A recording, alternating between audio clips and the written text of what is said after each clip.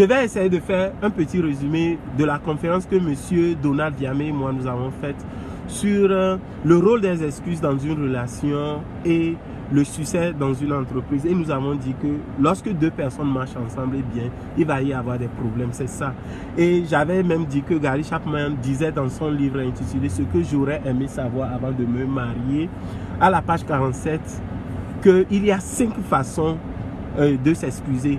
Mais bien avant ça, il avait dit que les relations sociales n'ont qu'une durée de vie de 2 ans, que les admirations, les amours désintéressés se dissipent et qu'on commence par voir les défauts de l'autre, ce qui fait qu'on est obligé maintenant d'apprendre l'amour et la manière dont nous apprenons les langues, nous apprenons à aller à l'école, à faire tout, à conduire, et bien de la même manière, on doit apprendre à s'aimer.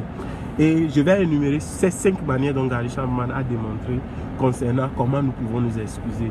Et premièrement, il a parlé de exprimer un regret. Lorsque vous offensez quelqu'un dont son langage d'excuse est juste l'expression du regret, eh bien vous allez voir que la personne elle-même va exprimer le regret par rapport à ce qu'elle vous a fait. La deuxième, c'est la restitution, bien la réparation. Lorsque vous faites quelque chose de mal à la personne, si la personne prend votre 100 francs pour faire quelque chose, eh bien la personne sera obligée de vous restituer l'argent. Même si vous demandez, la personne va toujours vous payer. La troisième, c'est reconnaître la responsabilité. La personne veut juste que vous reconnaissiez votre responsabilité, que c'est vous qui avez pris l'argent. Même si vous demandez pardon, la personne va vous poser la question, est-ce que vous avez pris ça? Vous devez dire oui. Et le quatrième, c'est exprimer un réel changement. La personne veut que vous lui promettiez, parce que pour ces genres de personnes, eh bien, vous allez voir que les parents sont très sacrés pour ces personnes. Donc, pour cela, la personne veut que vous dites que je ne ferai plus ce que j'ai fait. Ce que j'ai fait est tellement mauvais que je ne le répéterai plus. Donc, la personne va s'attendre à ce que vous teniez votre parole. Vous soyez lié à votre parole.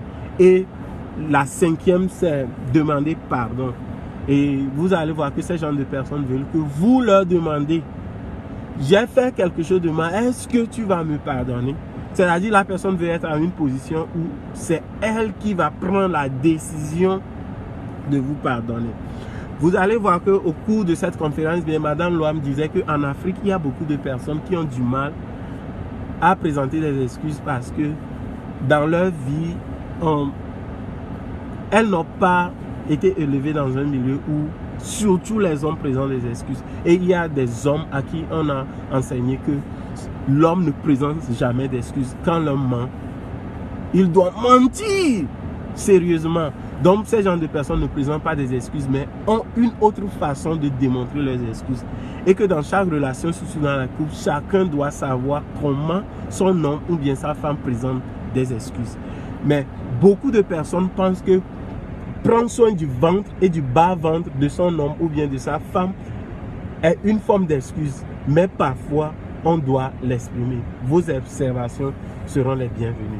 Merci.